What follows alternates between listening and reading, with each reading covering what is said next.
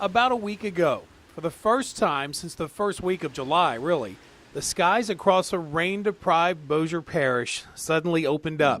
Those thirsty trees and flowers were finally blessed with some much-needed water. We planted all these fresh plants around Bailey's stone, and I think it was only fitting. It's the same day Princeton Elementary unveiled this memorial to one of its students, 10-year-old Bailey Spites, taken from this earth earlier this year in the first week of July.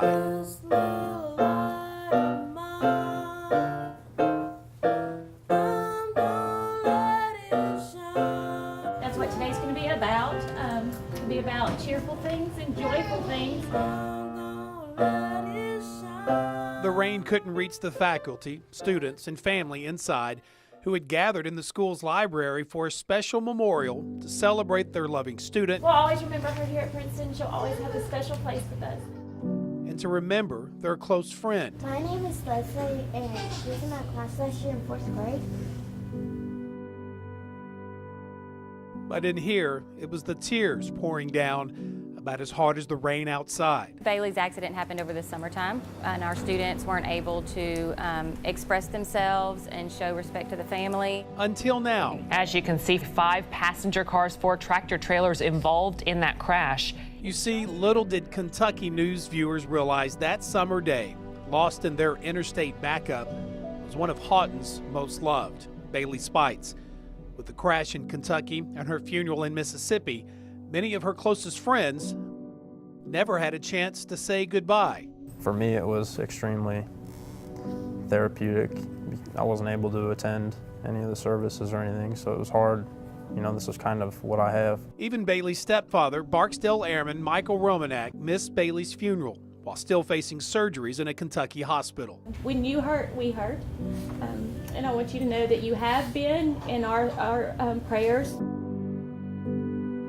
So Princeton Elementary decided to give Michael, Bailey's mother Stephanie, and those students another chance to share their love for Bailey.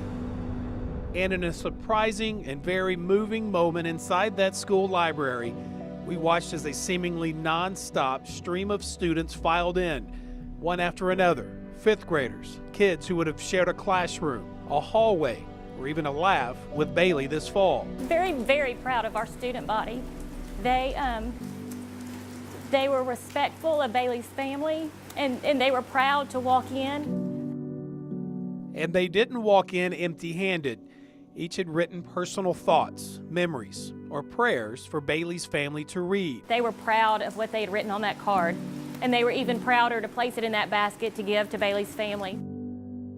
Principal Spinney says even after the library cleared out, it's as if the memorial continued back in the classrooms. The students continued to share memories with classmates and teachers.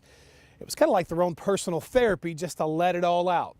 And the teachers let them do just that. It just blew me away with the level of, support and everything that they did. I mean, I don't even know where to begin. And for the first time since the crash, Bailey's parents agreed to talk, namely to share their appreciation to the school, friends, and supporters.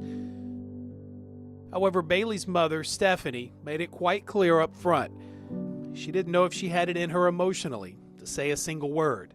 When you see that, I guess, what does it tell you? So I directed my questions to Michael. I never had kids before, and I mean, having her come into my life was a blessing.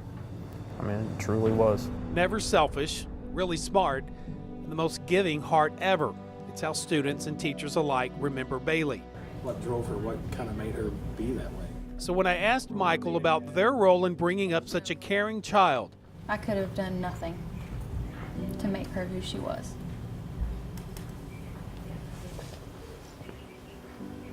Nothing. much like the students back in the classrooms, Stephanie finally decided to let it all out. You don't raise that. It says, God has you in his arms. I have you in my heart. And I wear this anytime I do something that I think she would enjoy. Whether it's just going out to eat as a family or being around family or anything that Bailey would have loved. This is how we take her. In fact, this trip to Princeton Elementary is the first for Stephanie and Bailey since the accident. Look how pretty.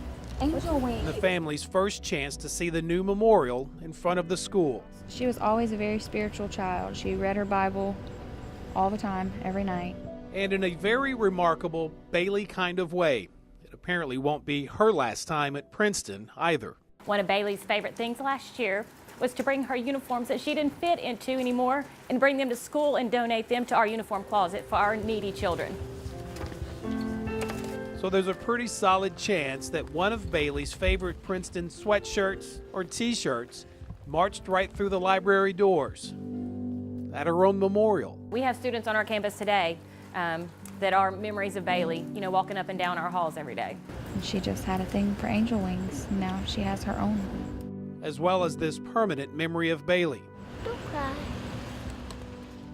that will last long after the flowers wither away from the next hot summer drought. Don't cry.